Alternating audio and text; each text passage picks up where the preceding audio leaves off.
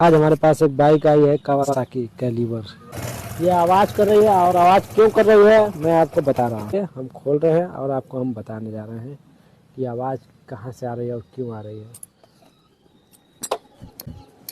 ये देखिए यहाँ पर एकदम सूखा हुआ है।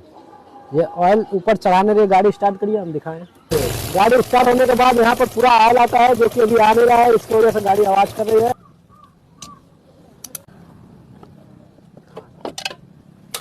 ये देखिए यहाँ पर ऑयल पंप गियर टूट चुका है। ऑयल पंप गियर टूट गया था, इसकी वजह से ऑयल चढ़ा नहीं रहा था ऊपर हेड में, तभी आवाज़ करती जब ऑयल ऊपर नहीं जाती है। तो अब इसको हम नया लगाएंगे और फिर आपको दिखाएंगे ऑयल कैसे चढ़ाती है गाड़ी।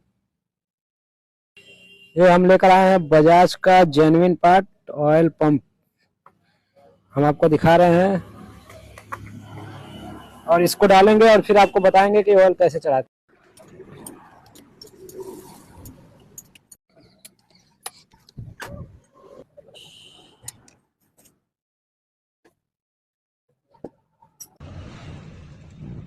अब देखिए अब ऑयल आ जाएगा इसमें। चालू करिए गाड़ी को। अब हम आपको दिखा रहे हैं ऑयल कैसे चढ़ाती है बाइक।